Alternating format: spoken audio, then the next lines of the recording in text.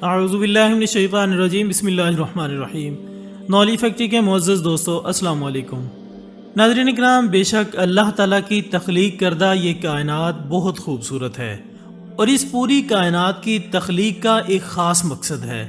اللہ عز و جل نے انسان کو سوچنے سمجھنے کی صلاحیت سے نوازا ہے، اور قرآن پاک میں بھی کئی جگہوں پر انسان کو غور و فکر کی دعوت دی ہے۔ اللہ نے یہ دنیا اپنے پیارے محبوب حضرت محمد مصطفیٰ صلی اللہ علیہ وآلہ وسلم کے عشق میں تخلیق کی، اور پھر اس دنیا میں کئی طرح کی مخلوقات کو پیدا فرمایا۔ ان مخلوقات میں جانور، پرندے، درندے، غرض ہر قسم کے چرند پرند شامل ہیں۔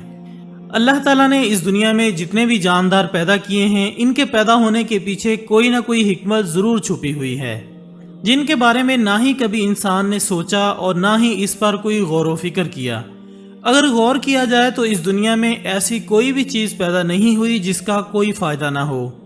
معزز ناظرین، آج کی اس ویڈیو میں ہم آپ کو اللہ کی ایک ایسی مخلوق یعنی بلی کے بارے میں بتائیں گے، جن کو لوگ انتہائی شوق سے اپنے گھروں میں پالنا پسند کرتے ہیں۔ ہم آپ کو بتائیں گے کہ بلی کو کب اور کیوں پیدا کیا گیا، یعنی پہلی مرتبہ بلی کن حالات میں پیدا ہوئی، اور مزید یہ بتائیں گے کہ ہمارے پیارے نبی حضرت محمد صلی اللہ علیہ وآلہ وسلم کا بلیوں کے بارے میں کیا ارشاد ہے۔ آپ کو بلیوں کے بارے میں ایسے دلچسپ حقائق بتائیں گے جو کہ آپ نے شاید ہی پہلے کبھی سنے ہوں۔ اس کے علاوہ بلیوں کا رونا اور جو بھی غلط فہمیاں بلیوں کے بارے میں پائی جاتی ہیں، ان کو دور کرنے کی بھی کوشش کریں گے۔ ناظرین، بلی کو پیدا کرنے کی اللہ کی حکمت کچھ یوں ہے کہ حضرت نوح علیہ السلام کی قوم پر پانی کی صورت میں سیلاب کا عذاب آیا تھا، اور اللہ تعالیٰ نے حضرت نوح علیہ السلام کو کشتی بنا کر اس میں سوار ہونے اور ہر جاندار اور پرندے کا، تو حضرت نوح علیہ السلام نے اللہ کے حکم کی تعمیل کی۔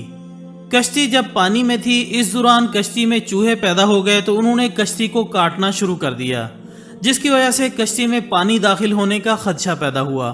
تب حضرت نوح علیہ السلام نے اللہ تعالیٰ سے دعا کی کہ اے میرے پروردگار، مجھے ان چوہوں سے نجات دلا دیں۔ تب اللہ عز و جل نے حضرت جبرائیل علیہ السلام کو پیغام دے کر بھیجا کہ اے نوح علیہ السلام، کشتی میں موجود شیر کی پیٹھ پر ہاتھ پھیرو۔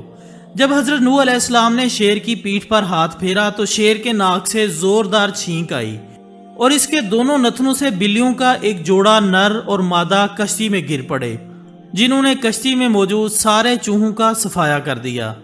اس طرح تاریخ میں پہلی مرتبہ بلی کی پیدائش ہوئی، اور یہاں سے ان کی نسل کا سلسلہ شروع ہوا۔ تاریخ میں بلیوں کو پالنے کا مقصد یہ تھا کہ وہ چوہے کھاتی ہیں، اور اس طرح اناج کو اس نقصان سے محفوظ رکھا جا سکتا ہے۔ اس کے علاوہ قدیم مصری لوگ بلیوں کی پوجا بھی کرتے تھے اور ان کی لاشوں کو محفوظ کرتے تھے تاکہ انہیں ہمیشہ کے لیے حفاظت مل سکے۔ آج کے دور میں بلیاں پالتو جانوروں کی طرح پالی جاتی ہیں۔ اس کے علاوہ بھی بلی انسانی آبادیوں میں آوارہ بھی پائی جاتی ہے۔ ترقی یافتہ ممالک میں بلیوں کو پالتو جانوروں کے طور پر پالنے کا رواج بہت زیادہ ہے، اور ان کے لیے مخصوص خوراک تیار کرنے کے کاروبار کو ایک بہت بڑی صنعت کی حیثیت حاصل ہے۔ اگرچہ اسلام میں بلی حلال تو نہیں، لیکن اس کو پاکیزہ اور طاہر حیوانات میں شمار کیا جاتا ہے۔ جو بلیاں کسی کی ملکیت نہ ہوں، انہیں پالنے میں کوئی حرج نہیں۔ حدیث کے مطابق حضور اکرم صلی اللہ علیہ وآلہ وسلم نے بلیوں پر ظلم و تشدد کرنے اور قتل کرنے سے منع کیا ہے۔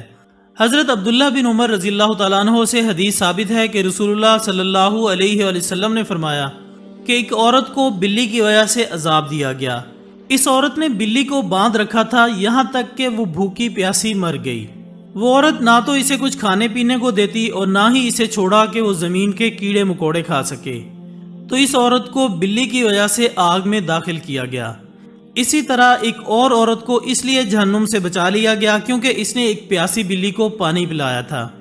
ناظرین، اس کے علاوہ بلی اگر گھر میں کھانے سے کچھ کھا جائے یا پانی پی جائے تو وہ پلید اور نجس نہیں ہوتا، کیونکہ ابو داؤد میں ایک حدیث ہے کہ ایک عورت نے حضرت عائشہ صدیقہ رضی اللہ تعالیٰ عنہا کو کھانا بھیجا، تو تب وہ نماز پڑھ رہی تھی۔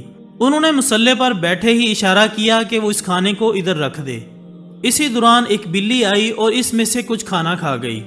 حضرت عائشہ صدیقہ رضی اللہ تعالیٰ عنہا نے نماز کے بعد وہ کھانا کھا لیا اور فرمایا کہ بلا شبہ رسول اللہ صلی اللہ علیہ وآلہ وسلم کا فرمان ہے کہ یہ بلی پلید اور نجس ہرگز نہیں ہے۔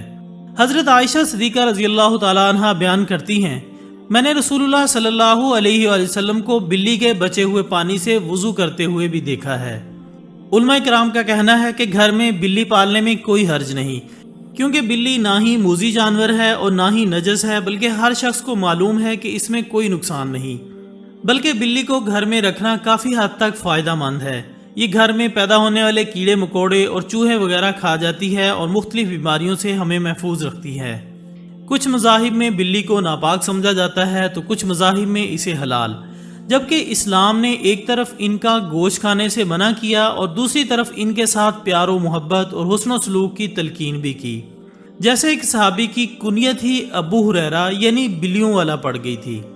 دوستو، ان روایات سے ثابت ہوتا ہے کہ گھر میں بلیاں پالی جا سکتی ہیں، مگر ان کے کھانے اور پینے کا پورا خیال رکھا جائے اور انہیں کوئی تکلیف نہ دی جائے۔ اب آپ کو سائنس کی روشنی میں بلیوں کے مزید حیرت انگیز فوائد اور پر اسرار راز بتاتے ہیں۔